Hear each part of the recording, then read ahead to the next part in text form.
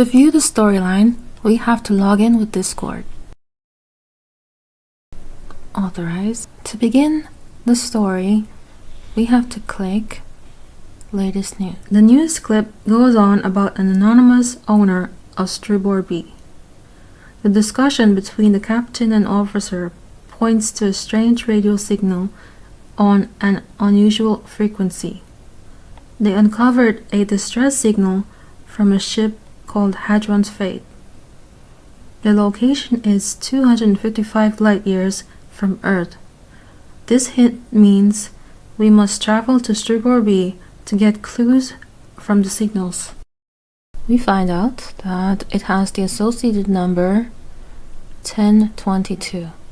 So equip my starbase and head over there. I've already began the story, so I know that resources are needed. We need to go to one of the space stations in Stellar Hood and equip 1000 radium. So I am currently at planet Earth, so I'm going to go to Nizo Skyforge and Space Depot. So I need 1000 radium. To launch it, I'm going to click 1000 and launch cargo ship. My 1000 radium is in my cargo ship, so I'll go back to my starbase.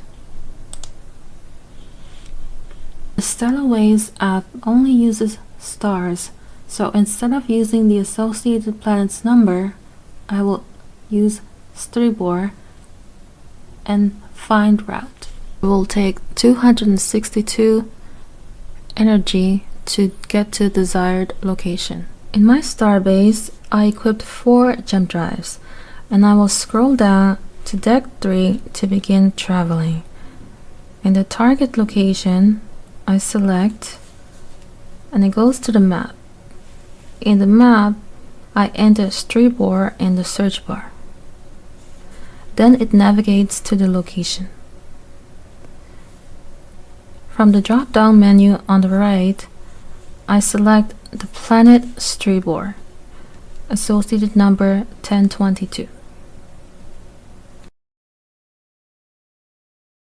From the Waze app, I copy the formula that will engage my jump drives. First, I calculate the energy I need and activate the jump drives by engaging. At the planet Stribor B, we find a transmission for more information about the signals. An unknown captain offers information in exchange for resources. We accept the offer and pay 1000 radium and solve the riddle of the real name of planet Stribor B, which is Viles. This unlocks Chapter 1 of the storyline in Stellar Hood. We can track our progress in the inventory and compare our results with other players on the storyline leaderboard. After finding planet Viles, we search for the signals. The button to scan for distress signals will now show up on all the planets and stars. Clicking Scan opens up a window with a graph of signal strength of all 100 frequencies at that location. The scans show clues for frequencies. We have to find the planet or star that has null or zero frequency. This picture from Guisland outlines how to find signals of frequencies. For example, from this star's location, it's in the green because that's the direction that we find a frequency of 2. And keep going along this path until we find the peak frequency of 98. And if we go too far, then we hit this red frequency of 29. So we have to go back to the highest point that we've found, which is 98. And when we've gone back to this location, we can search nearby planets and stars using the map. And when we've found our null frequency, it will show up as an empty space in Stellarhood Scan. And the first person to arrive at this null star gets max point on the leaderboard. Other players arriving later get reduced points. So Guislan found some locations, so his points are here. And other players found other locations. All the signals have been found. Guislan found the first, and the community found the rest. Here I am on the board. You can rack up 100 points each by scanning unique planets and stars to join the leaderboard. In Stage 2, we use clues found in Stage 1 to find more null or zero frequency locations. Once at the location, in System View, we use the left and right arrow until we find unknown anomalies. Scanning the anomaly brings up the block image. All anomalies have been found. Menupa found the first one. Future players can find these anomalies and add to their scores in the leaderboard. To stabilize anomalies, we can travel from the star map to the target location without using jump drives. And once at the location, open System to bring up System View. In System View, we navigate through to find the anomalies and click Stabilize. Clicking Stabilize Anomaly gives us this warning that we will be stabilizing this block. Cardano blocks start from 1 to 100. In the shape of a pyramid, 1 is the most unique, and 100 has 100 blocks for the least unique. There are 46 blocks with the number 46. The warning message hints that once locked, other players can't get the points for it. Blocks generate passive energy in Stellarhood. Resale of the blocks on the secondary market will give passive energy to the new owners of the NFT. Block number 46 can be used 46 times to stabilize this location. 3 of those have been used up. Almost all of Stage 3 has been stabilized. Unsigned Weasel was first to stabilize the anomalies. Stage 4, we don't need jump drives. We can travel to our target location using the star map. And once at the location, using System View, we go to the stabilized anomalies. We send eggs into the anomalies to uncover messages. Each egg we send gives more hints towards the message, and more letters will be revealed. Guislan shared with me a fast way to complete the messages. In Windows PowerShell, I copied this code and pasted the hints given by the eggs. When I run the code, it will combine all of the hints and give almost the answer to the phrase. All the messages in Stage 4 have been completed. Snake Federation was the first to solve a message in the anomalies. New players can solve these messages to rack up more points in the leaderboard. For Stage 5, Snake Federation discovered clues about the Henry Draper system. We have to travel to this location. From the Stellar Ways app, with 4 jump drives, it will require 646 energy.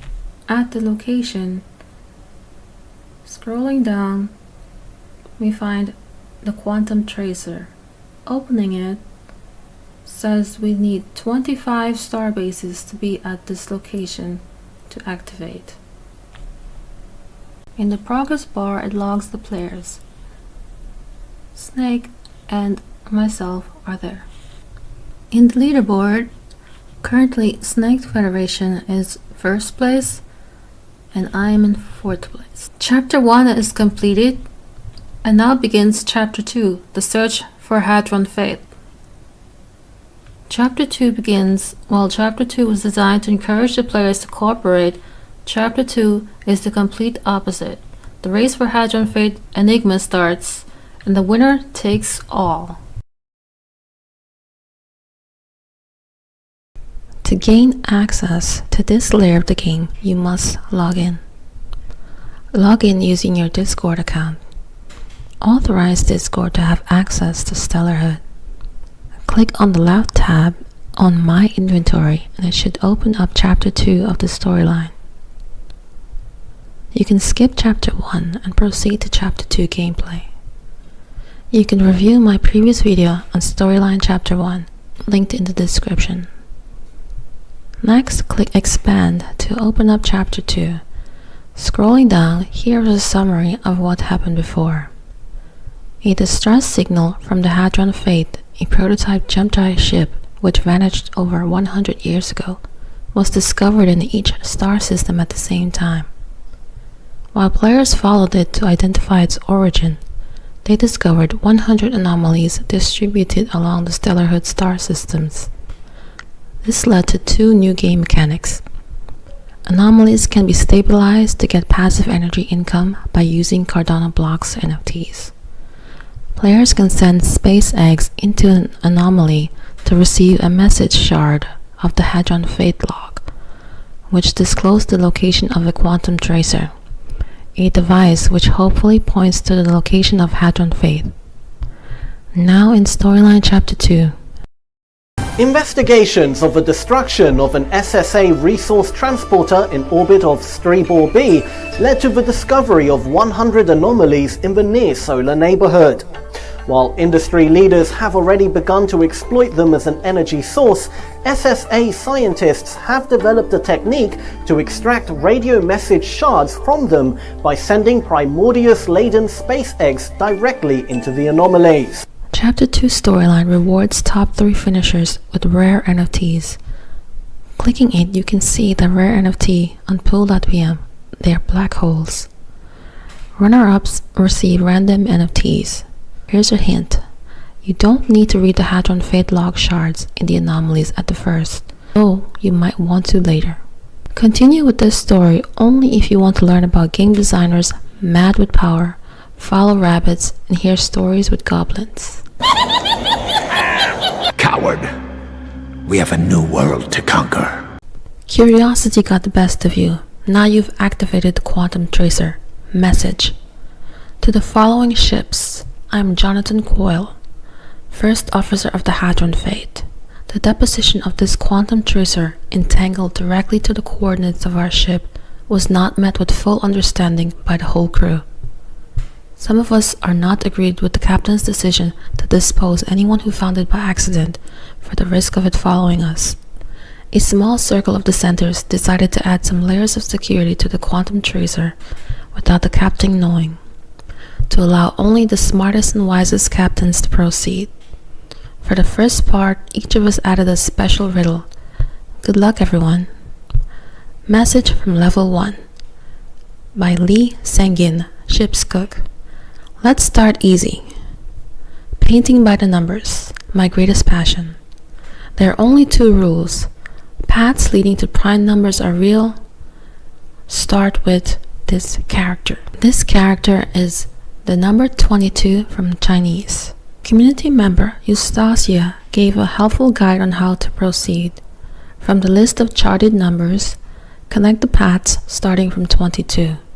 Connect 22 to prime 23, 28 to prime 29, 30 to prime 31, 36 to prime 37, 40 to prime 41, 42 to prime 43, 46 to prime 47, 52 to prime 53. In the end, we will match up with a shape among the answers. Choosing incorrectly will result in a 3-day cooldown or wait period. Level 2 has a message from the Chief Medical Officer with a fable for pop culture. The solution is seen in the picture. Clues. It is also part of the name of my favorite classical band and the number of the F word said by the main character in my favorite classical movie. This requires a stenograph to decode the answer. Taking a picture and uploading the image to this free website gives the solution. The solution was correct. In level 3, the message, "Hello there, Rufus, Chief Security Officer. Not much to do here for me except watch animated sitcoms. I wish I had 10,000 tough guys and I had 10,000 soft guys to make the tough guys look tougher. And here's how I would want them arranged." The clue here is an animated sitcom. If you type in to YouTube this. And I want 10,000 soft guys to make the tough guys look tougher. And here's how I want them arranged. Tough, tough, soft, tough, soft, soft, tough, tough, soft, soft, tough, soft. Putting the answer and hitting submit gives us the warning correct answer. Level 4 has a message from Dr. Fisher, Etchbox Assistant, Chorus Constante. He says, "These other guys made it pretty easy, huh? But not me. Here's my riddle." Some characters. From reading online, the minimum number of point masses whose motion cannot be solved analytically is 3. Amount of celestial bodies in the Musica system is 2. The number of years required for an orbital period of Jupiter rounded is 12. The smallest perfect number is 6. The year of discovery of the first comet to which mankind brought a lander was 1967 for the comet 67P. The number from this comet's official name, 67. The first safe prime number, 5. To solve for G, we input E minus F minus 2 divided by 100 gives us rounded to 19. And next we have the 3 equations to solve. To solve this properly, I substituted the Greek letters for A, B, and C. That is alpha, beta, and gamma. Community member Guislan showed me how to solve this using Math Solver. Inputting all of the 3 equations will give the results. Sum the 3 equations, alpha, beta, and gamma. Submitting the result, we get a correct solution. Solving level 4 brings us to a connecting point. Congratulations, you solved the cruise riddle. Now it's time to tell you that this is not the real quantum tracer. We made a copy of it and kept it. After the captain found out what we have done, and due to the lack of alternatives, he agreed to a new plan. During our frequent jumps through space and time, we've seen many mysterious places you can't even imagine. We have used some of them to hide clues to the real quantum tracer's location. Follow the rabbit. The most important thing is to stay curious. Some questions have been asked in the Hadron Fate logbook message shards, but how many? The number is the number of the planet where the journey continues. Community member Eustacia collected all the messages the community received from Storyline Chapter 1. There were a total of 100 anomalies, and he put them all in the Google Docs. If we ignore all the lines in this Google Doc and just focus on the ones with questions, question comes up as, what's going on? But how did it get there? And what's following us? We found 3 questions in all of the anomalies. Going back to my inventory and clicking on my starbase, scrolling down to deck 3 will engage my jump drives. I choose my target location on the map. In the map, it currently shows me that I am in the inner circle, and the outer circle is everything outside of that. #003, click enter. It finds my desired location. I will select it. But for traveling in Stellarhood, this world uses simple addition and division with the number 7. Refer to one of my guides for a breakdown of these formulas. Because Proxima Centauri is inside the inner circle, I can click this icon here and it will autofill the equation I need to travel. So I will click it and it automatically fills in. Next, I will calculate the energy needed to travel there and engage the jump drive to jump there. Engage. Now I am at the star Proxima Centauri. Here we will find the mysterious moon object. After I enter it, I am next at level 5. I enter the mysterious moon and proceed to level 5. Following the rabbit, you find a small moon that seems to have a single large building on its surface, a moon temple. The doors open and you see a deep dark abyss in front of you. The only way across seems to be a narrow bridge consisting of 8 flat segments. The segments can be turned around. One side is marked with a cross and the other side with a circle. In front of the bridge is a sign. From the riddle, we have information that there are 8 possible locations to place a symbol of a cross or a circle. I used pencil and paper to find the solution, but community member Guislan made the case that using a spreadsheet was the best way forward. I will read through the 16 signs and go backwards through the process of elimination to find a solution. The first bullet point says, if there is more than 1 cross in total on the 4th, 5th, and 6th position, you die. Position 4, 5, and 6 can only have 1 X total. The second bullet point, if there is a cross on each of the 3rd, 5th, and 7th location, you die. It's possible to have a cross, an X, on location 3, 5, and 7. Bullet point 3, if you put a circle in the 1st, a cross in the 2nd, a circle on the 5th, you die. But if you put an X there, you die. If you don't put a cross in the 2nd, 5th, and 8th position, you die. 2nd, 5th, 8th position, it's possible to have an X there. The 5th bullet point, if there is a circle in each of the 4th, 5th, and 7th position, you die. So therefore it's possible to put an O in those locations. The 6th bullet point, if you put a circle in both the 2nd and 4th position, you die. It's possible to put a circle here, but you cannot put a circle in the next location if you do. The 7th bullet point, if more than 5 segments have a cross, you die.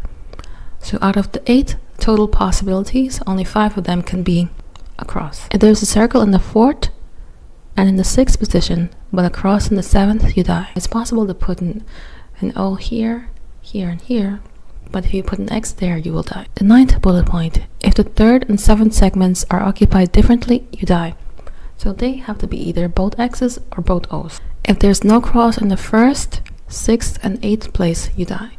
So at least one of these have to be an X. If there's no circle in the 3rd, 4th, or 6th place, you die. At least one of these locations have to be an O. If there's a circle at the 1st, 5th, and 6th position, you die. So it's possible to have an O here, here, and here. If there is more than 1 circle in total at the 4th, 6th, and 8th position, you die. So max 1 circle in these locations. If you put a circle at both the 3rd and 7th place, you die. So it's possible to have an O here, but you can't also put one here. If more than 5 positions are filled with a circle, you die. 5 circles out of possible 8. the 16th bullet point, if there's a circle in the second, fourth place, you die. So you can possibly put an X here. And next, the process of elimination. From the 6th bullet point, we saw that if you put a circle at both the second and fourth place, you die. So one of them has to be a circle and one of them has to be an X. So I will choose to put a circle in the second and an X in the fourth. The 9th bullet point, if the 3rd and 7th segments are occupied differently, you die. So the 3rd, I will choose to put an X, therefore I have to put an X in the 7th. Then the 14th one, if you put a circle at both the 3rd and 7th, you die. So the 3rd has an X and the 7th has an X.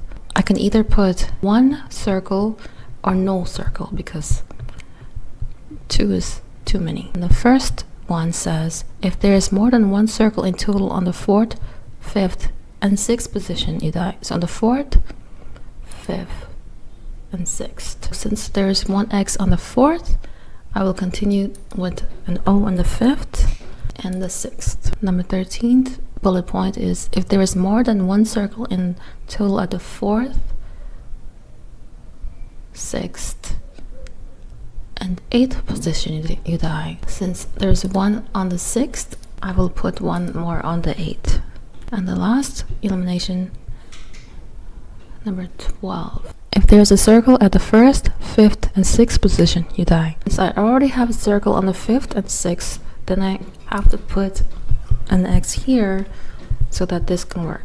So that's the final solution. I will submit. Yes, correct. We reach level 6. After crossing the bridge, you reach a box with a strange looking lock. And this lock has letters with numbers mixed in between them. And some puzzles with some clues carved in the floor. Community member Guisland told me that these are names from previous riddles. Matching up the names with the actual letters will decode this mystery. For example, Jonathan has the letter A in it, but in our puzzle, it's missing and replaced with the letter 1. So that will solve 1 equals A. When we decode this, Jonathan Coyle, Louis Sang Ying, James Bird, Horace Constante, and Rufus made this puzzle. We will put the letters that matches with the numbers. Treating the letters as bridges from one square to another, the 26-letter English alphabet is used to decode the bridges. For example, on the puzzle, squares moving down is the same as moving forward on the alphabet. We have to find matching step sizes from A to some letter and from O to some letter. Going forward, 6 steps in the alphabet corresponds to a step size of A being 6. Therefore, this red circle is H. As B is 3 steps and A is 6 steps, the bridge between letter E and letter P is I. Using the formula A equals 2 times B times C, we substitute the information that we know. We know that A is 6 and B is 3. So we're going to solve for C, and C will be 1. If C is 1, from I, 1 step size down is K. Bridging this from A to R, you know that the step size C is 1. 1 step size is C. So this square has letter C. And from C to R, 14 spaces. The D has a step size of 14.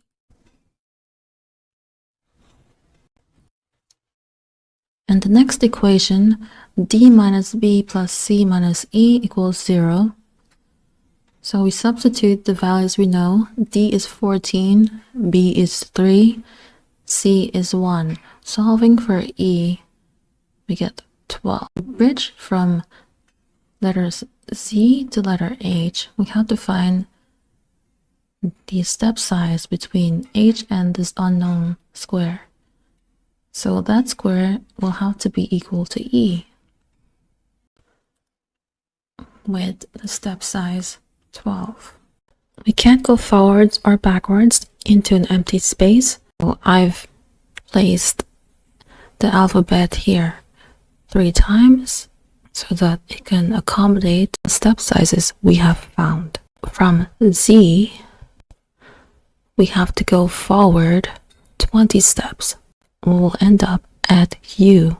To go forward from U all the way to H, we have to go 12 steps. Community members have found that if we let H equals 15, this problem will solve.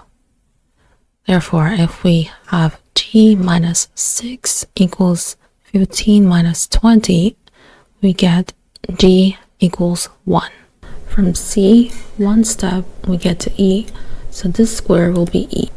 From E, so forward 15 steps will take us to square U. Queensland's method of using steps to solve this problem is working. From E, going backwards 1 step, we end up at the letter C. So I will put C in this square. From square K to square C, there are 16 steps. We need equal distance between the bridge for I on the top of the blue circle and the bridge for I on the bottom of the blue circle. If I is 8, they become balanced. The blue circle becomes T. After solving the previous riddle, you arrive at a box. You open the box and find it made of stone, 3 small sculptures of the Hadron Fate. Without thinking twice, you reach out to grasp one of them, but you're stunned to find that your hand is reaching through as if through a hologram. Instead, you pull out something solid, a red crystal. Suddenly, you hear a loud, deep voice that makes you freeze. Hold on! Before you reach into any sculpture, you need to know one contains 2 red crystals, another contains 2 blue crystals, and the third contains both a red and a blue crystal. Choose a sculpture and reach into it twice. When you pull out 2 red crystals, you will know the way. In any other case, hell will break loose. While this warning came too late, you have already decided on the sculpture. Follow the rabbit. Risk it or not. What are your odds?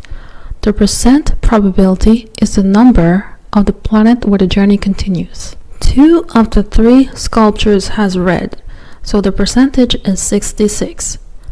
Therefore, we must travel to the planet numbered #0066. Going to my inventory and clicking on my starbase to begin following the rabbit. Scrolling down to deck 3, I select my destination, #0066. Enter.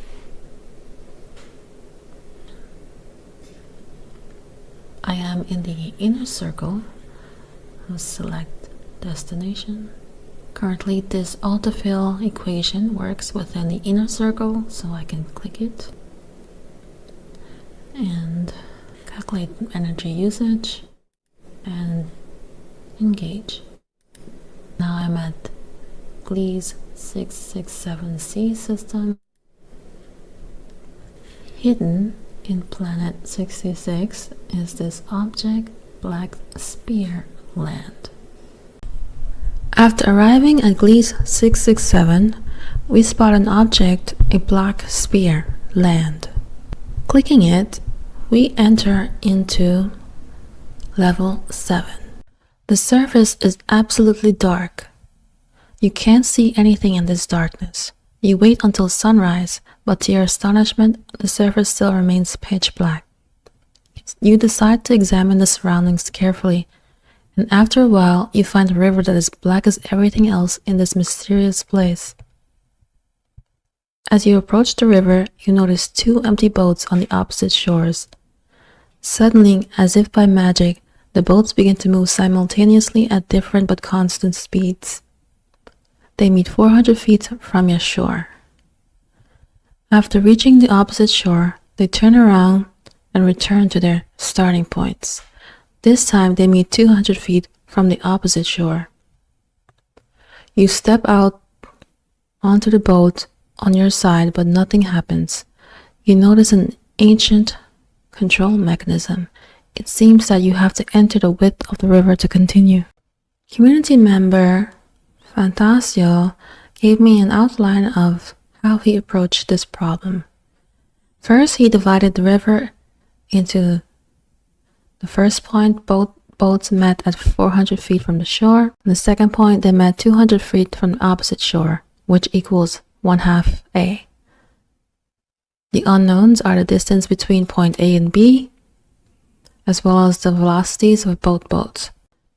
So I've decided to use a formula, letting A equals 400 feet and adding the distance from the first and the distance from the second for the total distance.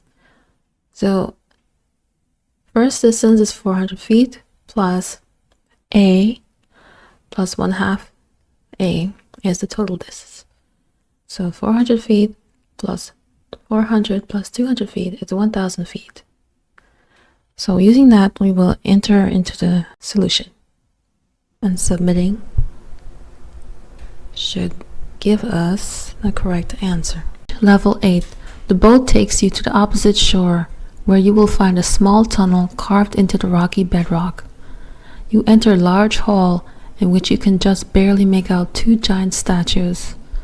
A deep growling voice appears as one of them begins to speak. Statue 1. You are about to enter the tomb of Lars the Indomitable. He had 4 children who died at the same time. If you add their ages at the time they died, you will get the number 15. If you multiply those ages, it will be the same as the number of stars on the wall behind you. How old were the children of Lars the Indomitable when they died? You turn around and count the stars on the wall behind you. Wait, who? I need more information. Statue 2. Lars the Indomitable didn't have twins. You. Okay then, I know the answer. Community member Guisland gave me his method of solving this riddle, and I used community members Fantasio's steps to get to the results. First, I set up the clues. That clue 1, he had 4 children. Clue 2, adding their ages gets 15. Clue 3, multiplying the ages results in the same number of stars on the wall. And clue 4, no twins. So using process of elimination, all the combinations of 15 of 4 children. So the first combination would be 1, 1, 1, 1, but that does not equal 15. So only the ones that add to 15 are shown here. But that was only the second clue. The third clue is multiplying their ages. 1 times 5 times 2 times 7 is 70. So I multiplied all the ages of possible options all the way down, and these are the results. Counting all the stars on this wall would give you either 70 or 72. But there's another clue. No twins. Since we know that there's no twins, it didn't say that they couldn't be triplets. So the triplets answer matches the number of stars on the wall of 72. But we have to go in the order. The youngest would be all ages 2 to the oldest being ages 9. And that is the correct answer. At level 9, we reach the tomb of Lars the Indomitable. You enter the tomb and find nothing. All you see is darkness. A sudden loud noise makes you cringe, but it's only the notification sound of your communicator. Congratulations! You have solved the 3rd location. Only 2 left and the quantum tracer is yours. At this point, you must understand that it is not what you think it is, but at the same time, it is. First of all, let me tell you what happened to us after our last radio message. At some point in time, we found ourselves in the orbit of the Singularity, and that huge space station, not made by human hands, was there waiting for us. Whereby some point in time sounds ridiculous. Knowing that time at the Singularity is disconnected from the time of the rest of the universe. So we are there, watching the universe die and be reborn in an endless cycle, thinking about our next steps, when suddenly a bright beam of energy from the space station hits us. Then the huge space station disappears.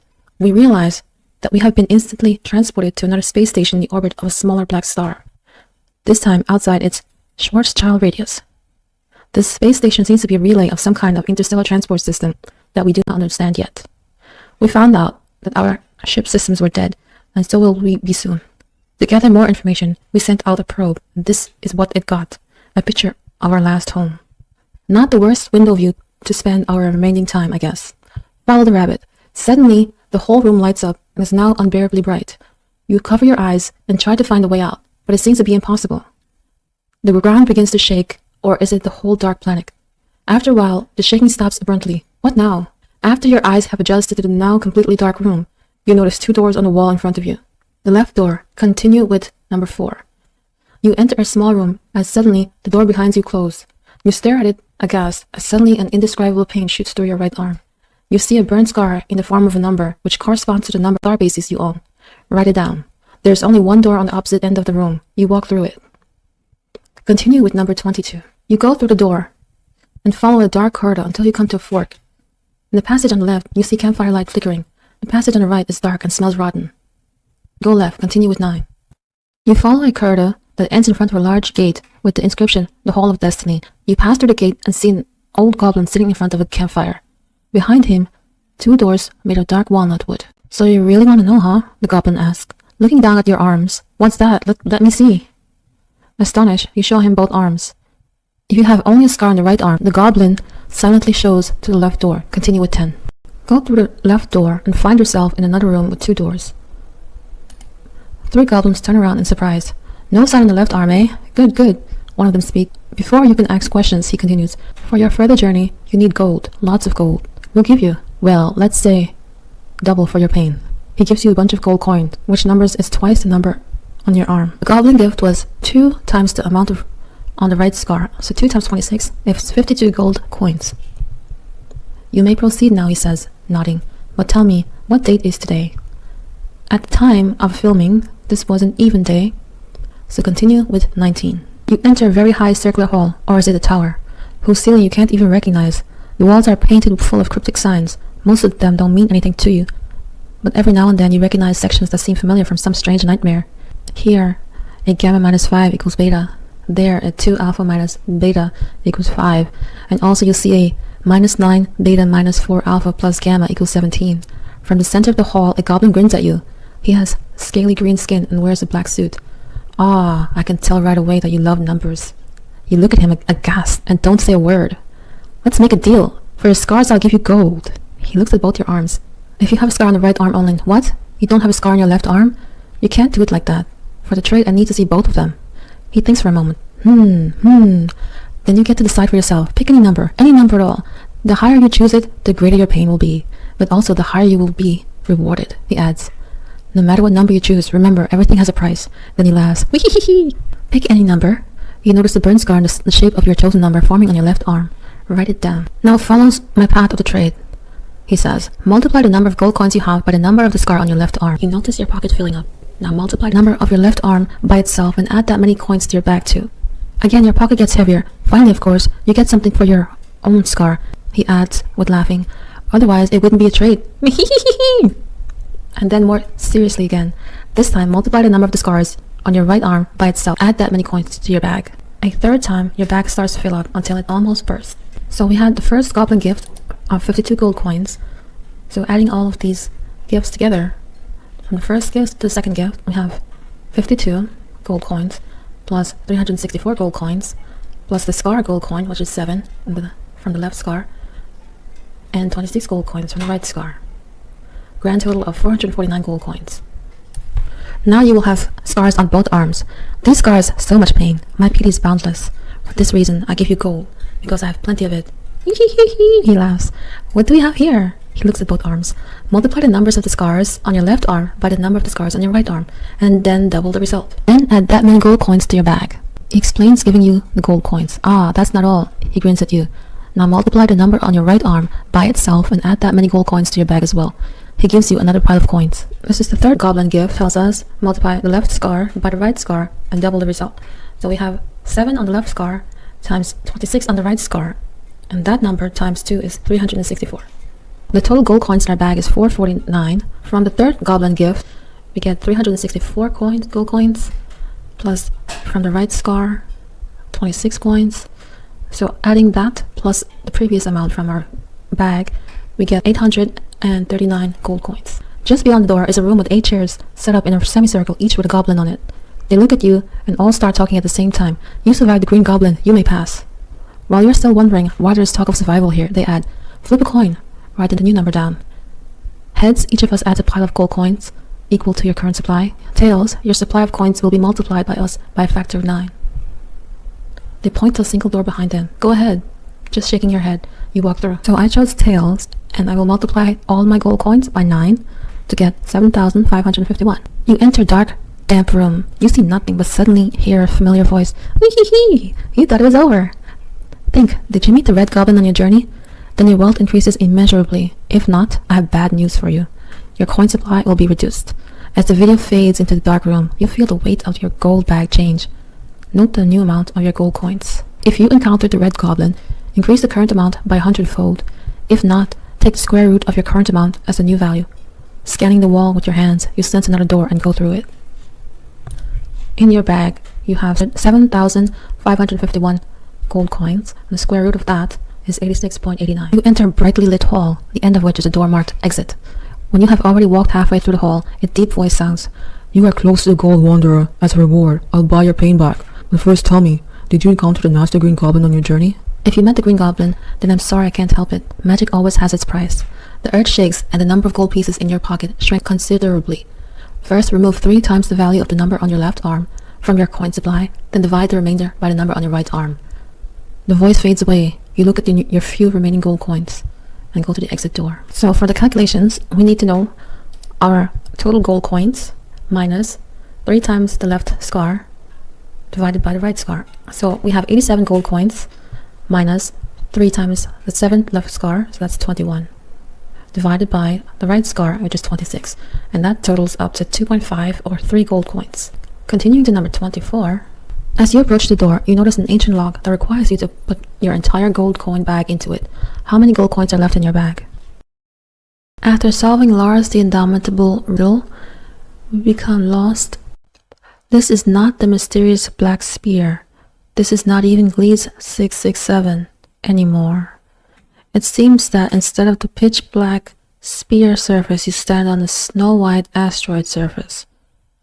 Follow the rabbit.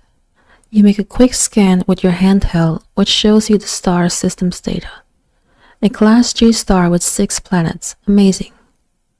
You have never seen such a large star system before. Also, there seems to be 3 asteroid belts, a narrow one consisting of water and snow asteroids. This is where your asteroid seems to be located, and 2 wider ones behind the planet's orbit zone, apparently consisting of green and light gray rock asteroids. So with this information, we will go looking for this star system. By going to JPEG Store, I filter out all the inner circles with 6 planets and go to the marketplace to find the particular one that I saw on JPEG Store. So that one was planet 56. And planet 56 has a K spectrum type. We are looking for G spectrum type. For the outer worlds, filtering out star systems with 6 planets, we find 6 different ones. 531 also has G spectrum type. 2200, another G spectral type. 2624, this is K spectral type, so we don't need this one. 645, another G spectral type. So we are looking for G spectral type stars that have 3 asteroid belts. Star 4015 fits this specification. So now that I know where I have to go to, I'm going to go back to my inventory go to my starbase, and in my starbase, I'm going to scroll to deck 3, selecting the target location. I'm going to select it.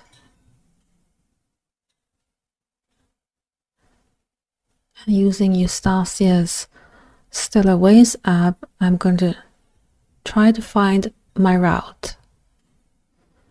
So I'm at the location Gliese 667, and I'm trying to go to 4015 Kepler 11 as its alternative name. I find my route has several detours.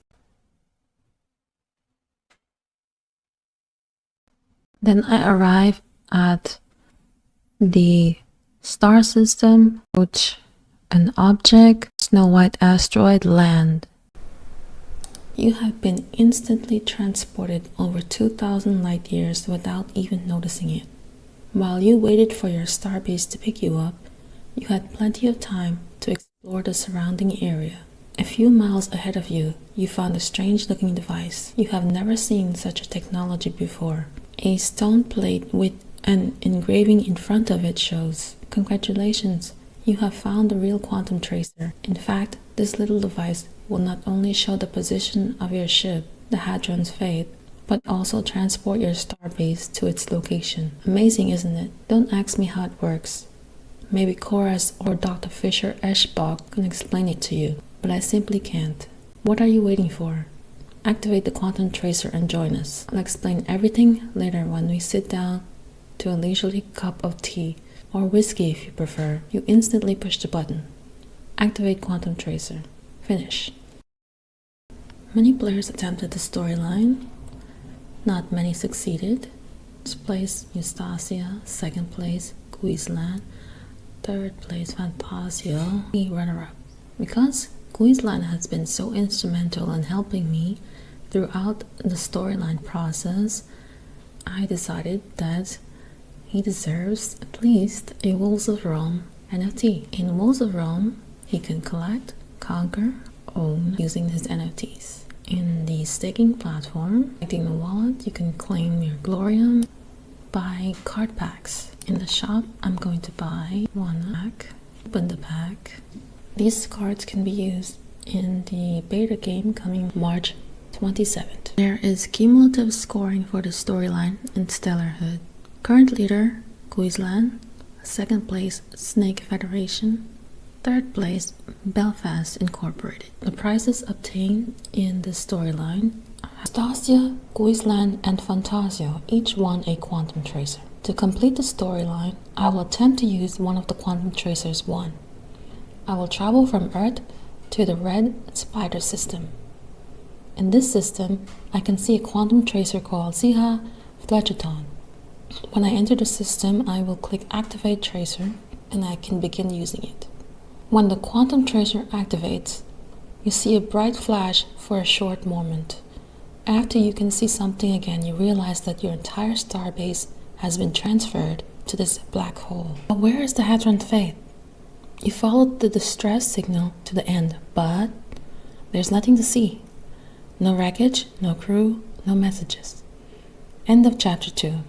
Congratulations, you have completed the second chapter of the storyline. In the map, these are all the available quantum tracers to be used.